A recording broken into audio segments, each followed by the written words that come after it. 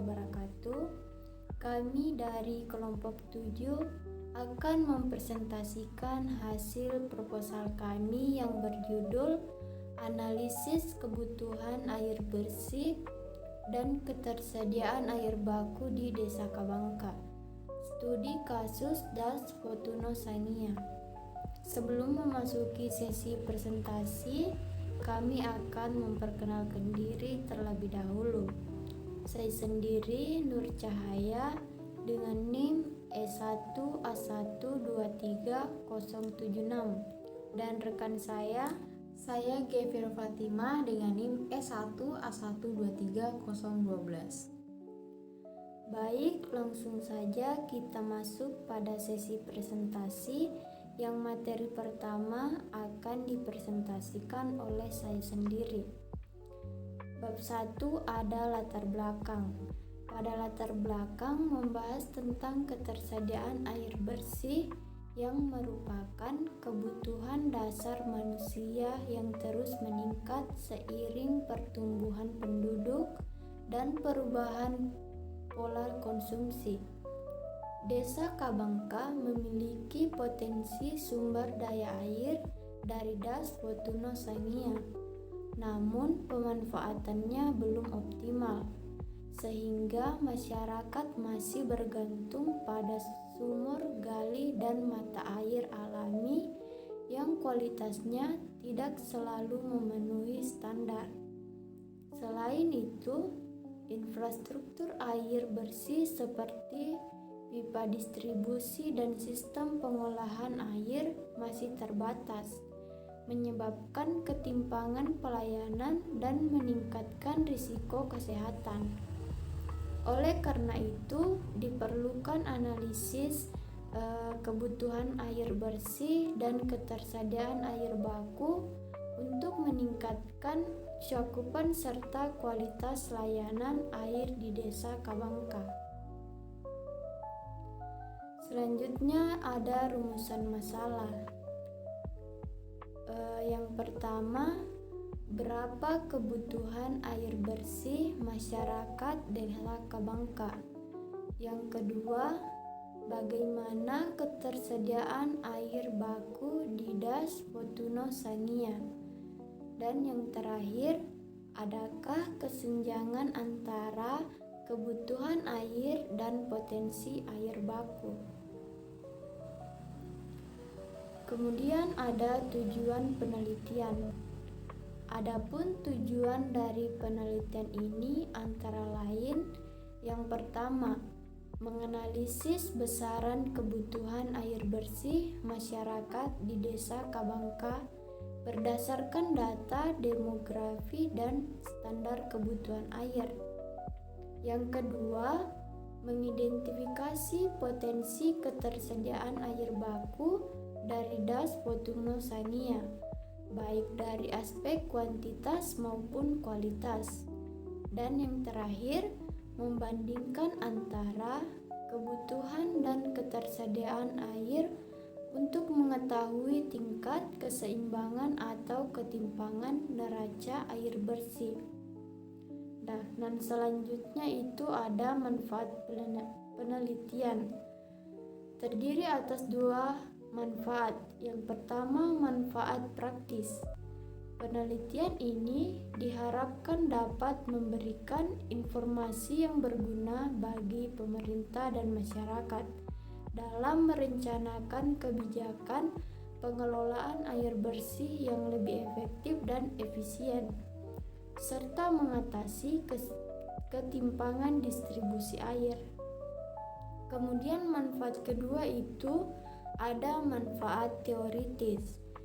Penelitian ini diharapkan dapat menambah wawasan tentang pengelolaan sumber daya air di daerah pedesaan, serta memperkaya kajian ilmiah mengenai hubungan antara kebutuhan air dan kapasitas sumber air baku di tengah tantangan perubahan iklim. Selanjutnya kita masuk pada bab 2, tinjauan pustaka, di mana pada tinjauan pustaka ini ada tinjauan hasil penelitian sebelumnya. Di sini kami mengambil 3 penelitian. Yang pertama, penelitian oleh Maulana Rizal Bisri dan Faradillah Safes tahun 2023 yang dilakukan di Desa Purut dengan hasil yang menunjukkan kebutuhan air bersih meningkat hingga terjadi ketidakseimbangan antara kebutuhan dan ketersediaan air sejak tahun 2020. Yang kedua, penelitian oleh Kukuh Wisnu Aji Widiatmoko, Ahmad Hakim Bintang, dan Augusta Dian Aulia tahun 2023 yang dilakukan di Kelurahan Pudak Payung dengan hasil yang menemukan bahwa pembangunan instalasi pengolahan air berkapasitas 100 liter per detik mampu memenuhi kebutuhan air hingga tahun 2037. Yang terakhir, penelitian oleh Muhammad Al-Faiz Iskandar, Rudi Serang, Meike Marantika, Delvia Rimeshe Apalem, dan Apri Adam tahun 2024 yang dilakukan di Desa Batu Merah dengan hasil menunjukkan defisit air bersih akibat pertumbuhan penduduk, sehingga diperlukan peningkatan kapasitas distribusi air. Selanjutnya ada kerangka teori. Kerangka teori pada penelitian ini berlandaskan konsep kebutuhan air bersih yang dipengaruhi oleh pertumbuhan penduduk dan konsumsi air, serta ketersediaan air baku dari sumber alami yang dipengaruhi oleh kondisi lingkungan, iklim, dan pengelolaan sumber daya air. Selanjutnya ada kerangka konsep. Kerangka konsep penelitian ini dibagi menjadi 3 bagian utama. Yang pertama, kebutuhan air bersih. Komponen ini mengkaji besarnya kebutuhan air bersih masyarakat berdasarkan jumlah penduduk, standar konsumsi harian, serta kebutuhan air untuk sektor lain seperti pertanian, peternakan, dan pelayanan umum. Tujuannya adalah untuk mengetahui total permintaan air bersih saat ini dan proyeksi di masa depan. Yang kedua, ketersediaan air baku. Bagian ini menganalisis potensi ketersediaan air dari sumber daya alam seperti sungai, mata air, dan curah hujan di wilayah Das Wotuno Sania. Analisis meliputi kuantitas, kualitas, dan kontinuitas sumber air baku yang dapat dimanfaatkan sebagai pasokan air bersih. Dan yang ketiga, analisis neraca air merupakan perbandingan antara kebutuhan dan ketersediaan air. Neraca air menunjukkan apakah daerah tersebut mengalami surplus, ketersediaan lebih besar dari kebutuhan, atau defisit air, kebutuhan lebih besar dari ketersediaan. Hasil analisis ini menjadi dasar penting untuk perencanaan sistem penyediaan air atau strategi konservasi air di daerah tersebut. Untuk materi selanjutnya, saya persilahkan kepada rekan saya untuk mempresentasikan materinya. Baik, terima kasih. Saya akan melanjutkan materi berdasarkan hasil presentasi sebelumnya. Bab 3, metode penelitian. Yang pertama, ada jenis penelitian.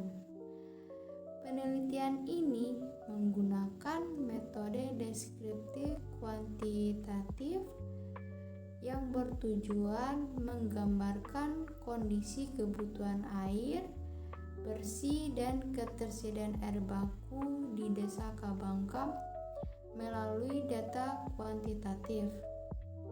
Selanjutnya ada lokasi penelitian. Penelitian ini dilakukan di Desa Kabangka, Kecamatan Kabangka, Kabupaten Muna, Provinsi Sulawesi Tenggara dengan fokus pada potensi air baku dari Das Fortuno Sangihe.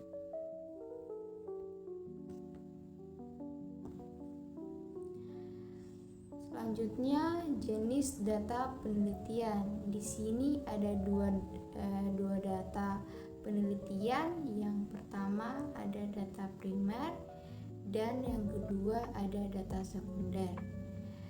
Data primer di sini adalah data yang diperoleh dari hasil penelitian berupa data hasil observasi lapangan, pengukuran debit air, dan uji kualitas air.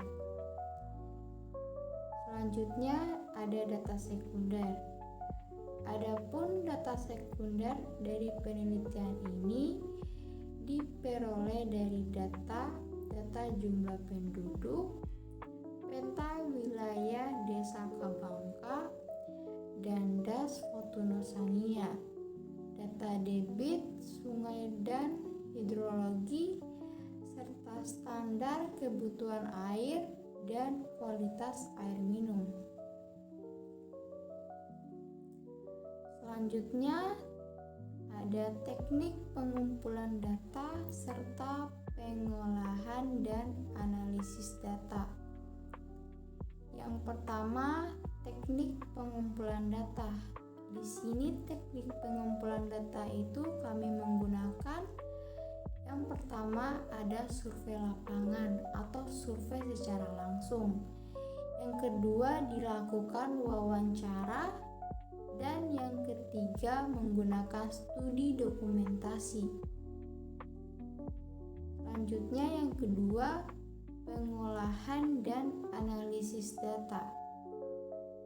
Di sini analisis kebutuhan air berdasarkan standar konsumsi air per kapita, analisis ketersediaan air baku berdasarkan debit aktual sungai, serta perbandingan kebutuhan dengan ketersediaan untuk menentukan neraca air. Baik, itulah hasil dari presentasi proposal kami dengan judul Analisis Kebutuhan Air dan Ketersediaan Air Baku di Desa Kabangka, Studi Kasus Das Fortuno Sangihe. Jika ada salah kata atau pengucapan yang kurang jelas, kami mohon maaf. Akhir kata kami ucapkan billahi taufiq wal hidayah. Wassalamualaikum warahmatullahi wabarakatuh.